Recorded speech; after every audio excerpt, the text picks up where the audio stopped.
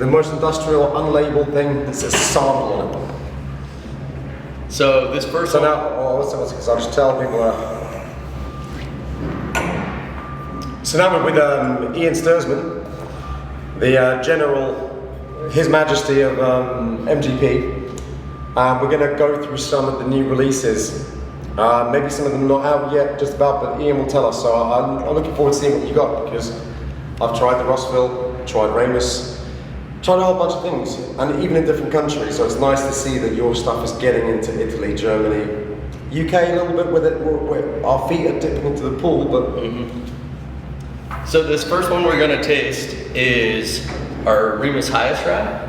So this is 6 years old. It's a unique mash bill. So it's 51% corn, 39% rye, and 10% malted rye. So a combined 49% rye. So it's as high as rye as you can be and still be a bourbon. And that malted rye really softens it up a little bit, makes it a little sweeter. The enzyme bouquet malted rye is a little different than the enzyme bouquet malted barley. Brings out different flavors. And it's really quite sweet up front. Not quite as rye forward as you would think for a 49% rye bourbon. Very sweet up front, kind of brown sugary, and then that rye flavor just kind of subtly works its way into the back of the palate. This is Horribly pleasant. As in addictive, as in when you taste this, it tastes like it's a kind of a bourbon, a normal one, and then it evolves into a nice sweet honeyness. And the fact that this is 54.5%, it's almost like, I don't want to compare to say that this is equal or anywhere near or worse, better than, for example, Jack Daniel's honey. When they start to produce honey-infused bourbons, many companies have done it. But this is achieving it without any honey being present, and at 54.5%. So for anyone that likes Jack Daniel's honey and that kind of that taste, now I know that if someone tells me they like that kind of profile, that's the best thing to give them at our bar in Scotland. And I'm sitting here talking about it, but internally I'm very excited about this. And you know what always makes me laugh a little bit? On the front, you can see it says King of Bootleggers. So basically what you're saying is, remember, we're the king of illegal alcohol. Whether it's good alcohol, but just legally traded. But so it's always funny. In our history. Now, now where it's all above water. Sure, but it's still always funny in being there. You know, you get the rye is pretty evident here, but it's not overpowering. It's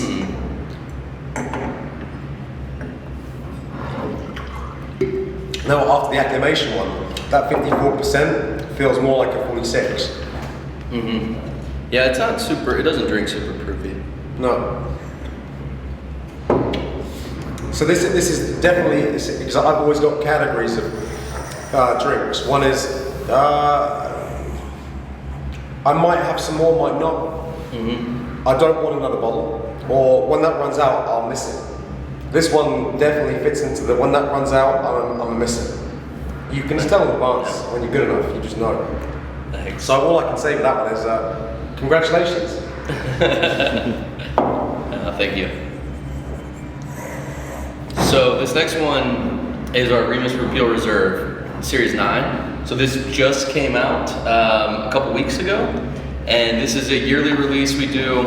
Probably the most fun part of my job, because it's a one time a year. I'm gonna get free roam of the rick houses, get to pick out some of the best barrels we have, make something really unique every year. So with this one, the Series 9, the barrels are from 2014, 2015, and 2006. So we have some pretty old stuff in here. It's 104 proof, so 52% ABV. And this year's profile, I would say, is probably the most different from the rest of the series. So where the rest of the series was very like leathery, tobacco-y, this is a little lighter, a little more like graham cracker, honey. You get some of that dark fruit that the others are known for, but not as much. So it's it's quite different from the previous releases, which is what we're going for. You know, we don't want it to be the same every year.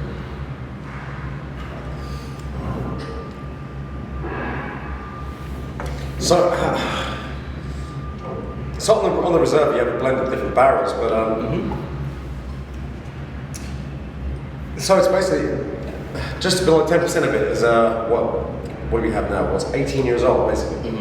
18, 19 on this one.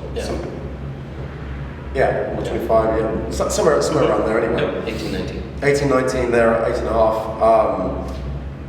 And the rest of it is 10, 9, and 8. So it's still good years together. It's still good stuff. Yep. So it's a collection of 3 guys that know what they're doing and 1 guy who's a serious expert in that barrel. Yeah, so it's 10, 11. It tastes like a halfway between Scotch and a bourbon. The way that we do whiskey in our place, and there's a depth of character that stops being bourbon after not long. Do you know what I mean? It has a bourbon intro, but then it kind of guides you elsewhere, and it's definitely a little more complex. Yeah, it takes a little more time to just taste what's there. And it's a blend of our 2 oldest bourbon mash bills. So it's a blend of our LESV, which is our 21% rye bourbon, and our LPSV, which is our 36% rye. Blends are what we used to drink in the UK, and then as soon as single malt came in, the blend became a dirty word. But with bourbon blends, I don't think it's anything like that. Yeah, and it's still a straight bourbon. It's just a blend of different ages. Yeah, different ages. So it's all from the same bill. It's just different times. So if you were forced to play the rules of the UK, you'd have to call this a you have to buy the youngest, so a 10-year-old bourbon, but it's got much more than that in it. So it's nice that, again, listed at the front. So one of my favorites is the Gatsby, but this is a tough contender for that kind of flavor profile. Yeah, so this year's Gatsby isn't quite released yet, but I have a bottle of it here for you. And this one I am very, very excited about. So wouldn't this been the right time to have it at the show? It probably would have been. Unfortunately, I couldn't make the show this year, but I think next year we'll be back at the show. So that'd be a nice time to have the Gatsby release, right? Because then you can tear people away from. Because this year, I don't know if you heard, but people were online at the show since. So you leave the show one day, and then people started being online for the show right away. Yeah. Not even restaurant first, right away. That's the dedication people had to buying bottles. And it seemed this year the focus for some people was a lot more the buying bottles.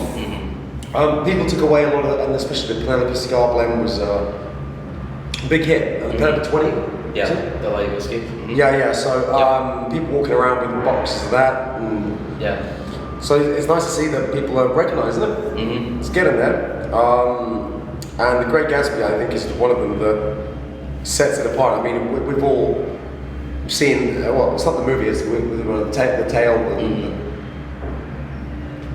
So George Remus. Yeah, so George Remus, he was the son of German immigrants, grew up in Chicago, and he worked at his uncle's pharmacy.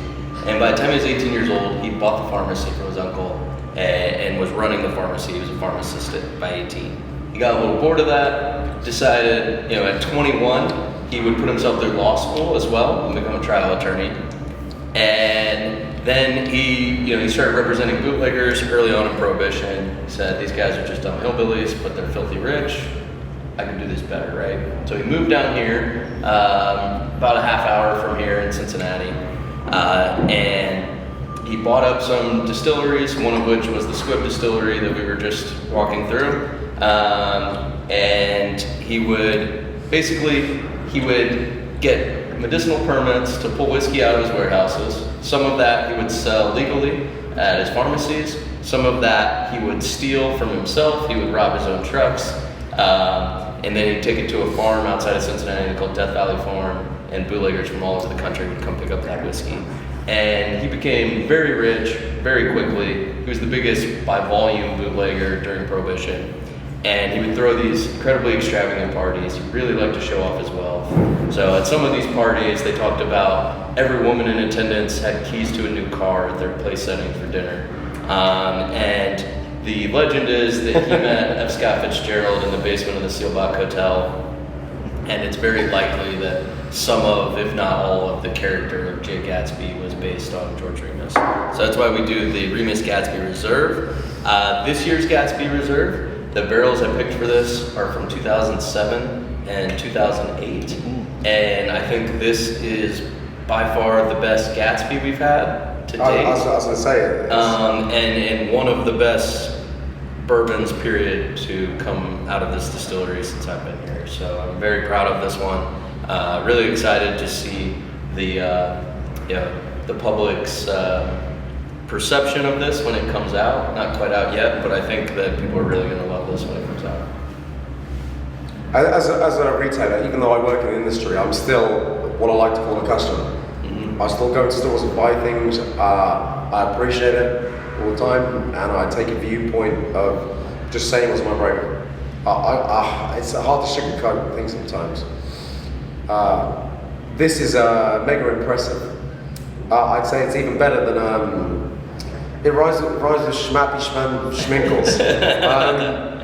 But this is just awesome, and it's difficult with bourbons to sometimes to even describe it, even when you have a WSET qualification. We know there's vanilla, but it's about that depth, and there are some things that you can't taste them. And one of them is the reaction that it has of evolution of sensation. Because you can have a taste notes, but sensation notes. Because I've drunk some whiskies before that have taken me hostage for about 10 seconds, where whatever's happening there is so complex, and the things that we don't know as humans is what is the effect on the body of aged alcohol and wood. And there's no study for that. What 70-year-old alcohol, what happens to the particles, atoms, and everything else in there? Surely it can't be nothing, right? Yeah. Maybe that's me, maybe it's a bunch of BS. Yeah. Who knows? But all I can tell you is that when you have this, it's like a swirl of dryness that just does this inside your mouth afterwards, and the flavor starts to come through and pull through. And it's not just consistent like Coca-Cola is a consistent flavor. It doesn't matter what you do. You're not going to get anything different in it. But when you drink this differently, to the amount you put in your mouth, to driving your tongue up into the roof of your mouth, for example, driving more flavor through different sections.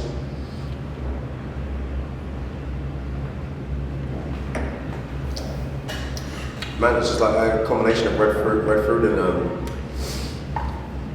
bone oak, and then it keeps like, the burn comes in waves. Yeah, the finish is very long, very viscous. Incredibly, yeah. It's almost got like a Luden cough drop cherry flavor to it. Yeah, I kind of like the birthday cake cherries, but if you kind of took a flame jet lighter to it.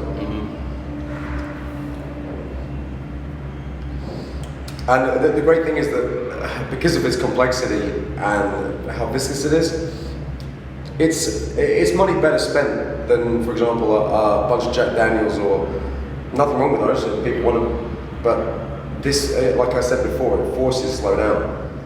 And one glass can last longer if it's more complex compared to one that's too light. Yeah, absolutely. So when you have a glass that's, say, $10, $12, but you have one that's 24. Sometimes 24 can be the equivalent of having two that are 12. In the experience that you simply get from sitting there and sitting in this bourbon heaven. No, we're. I'm really excited about this one. I can't wait to see people's reactions. Appreciate your reaction. Very eloquently said, much better than I could say. But well, thank you for coming Pleasure. all the way here. So when can we get this?